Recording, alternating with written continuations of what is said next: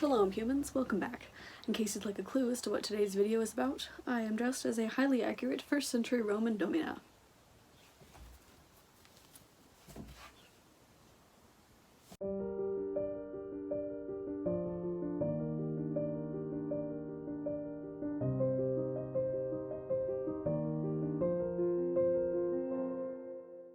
Today I'm doing a critique of the costumes of the hit TV show The Chosen. Now before I begin, I have to add a disclaimer that this is not a critique of Dallas Jenkins as a person, as a Christian, as a writer, as a producer.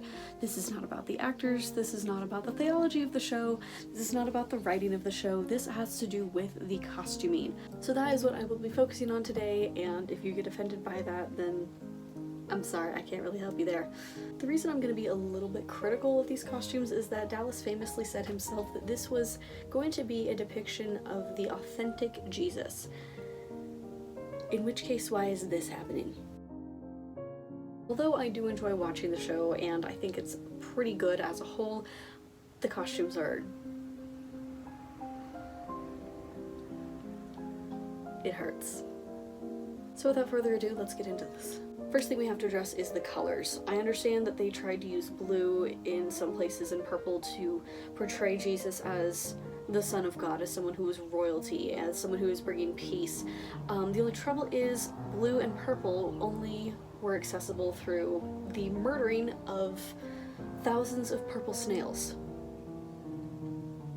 Yes, snails. Those snails were processed over the course of several days to create a very potent smelling purple dye. This dye was so rare that it is currently selling for $2,717 for 1 gram of this dye. The likelihood of a peasant in 1st century Jerusalem owning enough of this dye to color an entire cloak or even just that strip of cloth is extremely unlikely. Just to give you an idea of how incredibly rare this was, if you look at pictures of Roman senators, Roman officials, Roman royalty, you'll see that they have a stripe at the edge of their garment that would often be laid over the shoulder.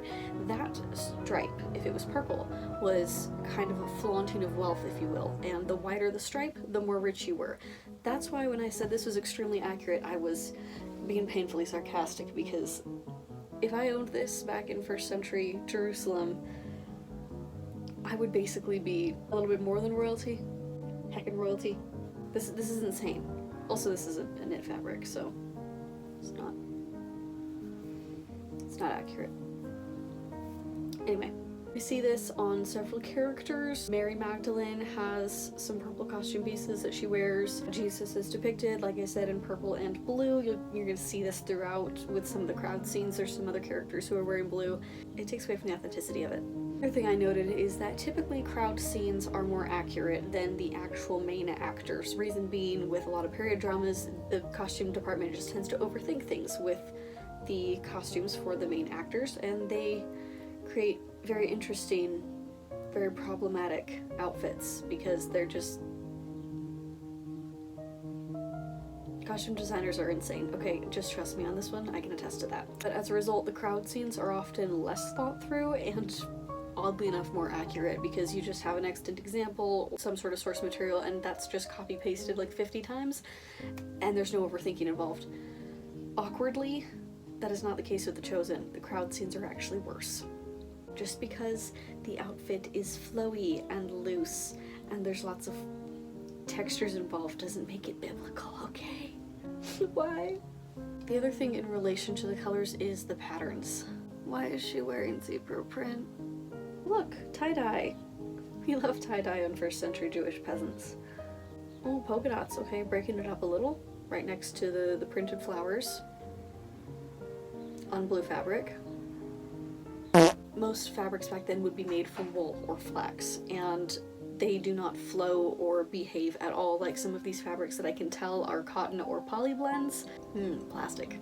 And one thing I've noticed they use a lot of is a bubble cotton, which I understand why they're using it because it kind of has that organic homespun look, but the weaving techniques for this fabric did not exist back then. I have tried to find out when they were invented. My earliest guess is like 2003. The patent page of Google is a dark place, but that's just a guess, so I can't be for certain, but that fabric definitely did not exist back then.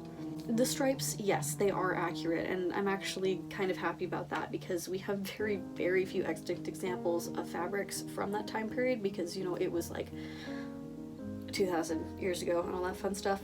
But we do have a very small scrap of a blue fabric that was found in a cave in Judea, and it's actually dyed with snails. Fancy that. And it has stripes, so yay. Good work. The other thing is the construction and wearing of the garments. The construction is a bit of an issue because back then your fabric was valuable, and the more time that you spent on the loom, the less time you had to do other stuff. So fabrics were often just woven in the shape of the clothing. On an upright loom you could just make a shirt and just do the front and the back panels and sew them together, which is actually kind of genius. But that means that these set-in sleeves that you see here are not actually accurate at all.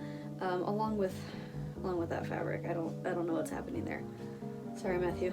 The other thing is, with the wearing of the garments, this short tunic is actually the inner garment, and a man walking around wearing his inner garment was effectively naked. So Simon, put some clothes on, please. Simon's kind of cut off sleeves though are actually accurate. He just needs to put on an outer tunic, which is something Matthew got right and Jesus did to an extent, but sorry ladies, that needs to go. It's to go. The women wearing headscarves. This is something that we don't really have much information on because the Jewish art from the time period does not depict humans. And so we kind of just have to go off of either illegal art, if you will, or just kind of references that are made in the Bible to the kind of clothing that the people would wear. And the headscarves are one thing that we're just not sure on. Some women obviously wore them, others went without. There's speculation that unmarried women would wear them as well, so that's just something we can kind of leave alone. The only thing I have to say about that is that they just kind of took liberties with the headscarves. Kind of looks like they went to the resale shop and just bought all of the scarves and used all of them,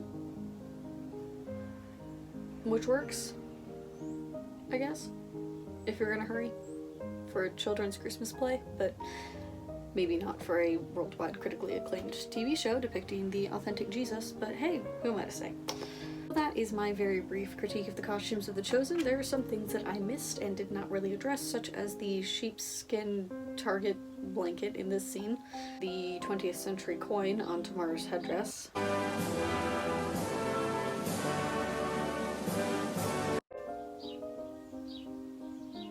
If there's something that I missed, please feel free to tell me in the comments. If there's something that I got wrong, also feel free to tell me in the comments. Just be nicer than I was in this video about it, or go ahead and be incredibly snarky, and I will probably snark you right back, but we'll see how it goes.